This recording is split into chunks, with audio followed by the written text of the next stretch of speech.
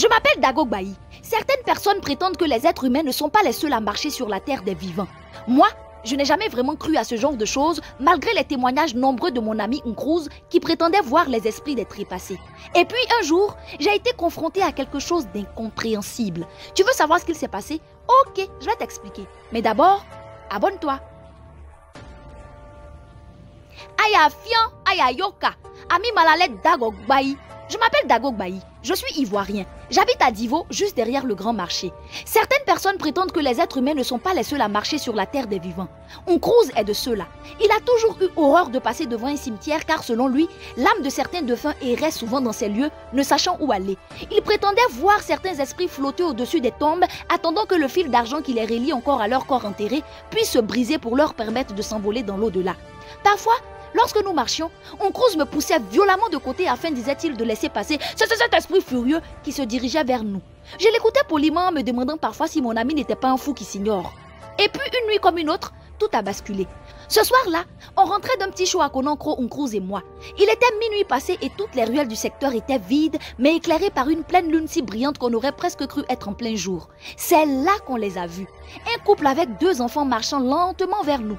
La femme tenait un très petit bambin par la main et portait un bébé attaché sur son dos. L'homme était plutôt grand de taille. Leurs vêtements semblaient démodés comme s'ils étaient sortis d'une vieille photo. Ils parlaient dans une langue bizarre. Au début, j'ai cru que c'était du mandarin ou une langue asiatique, mais je me rendis rapidement compte qu'il s'agissait plutôt d'un dialecte local que je comprenais plus ou moins. C'est étrange, pensais-je. J'ignorais que dans notre région, certains dialectes ressemblaient à des langues asiatiques. Je souris et j'en fis la remarque à Nkruz. « Tu ne trouves pas que leur langue là ressemble à une langue asiatique ?» dis-je. Nkruz se figea. « Non, tu les entends, Dagogbayi ?» me chuchota-t-il les yeux écarquillés. Je hochai la tête. La femme disait à son mari, « Regarde, je suis sûre que ce garçon nous voit. Il nous entend. » Son mari ricana. « Oh non, c'est impossible, nous sommes dans l'autre-monde. » Pourtant, il se retourna et me lança un regard surpris. Aussitôt, ils ont tourné à gauche sur un petit sentier en ligne droite et sans issue. On a couru pour les regarder s'en aller, mais il n'y avait plus personne. La lune éclairait tout. Mais notre étrange famille avait tout simplement disparu. Nkruz tremblait. « Enfin, tu me crois? Ce sont des revenants, hein ?» Moi, je fixais l'endroit où ils s'étaient évaporés. La femme avait raison. Je les avais vus et je les avais même compris. Habituellement, Nkruz était le seul à les voir. Que s'était-il passé ce soir-là pour que moi aussi je les voie soudainement? Je ne le saurais jamais.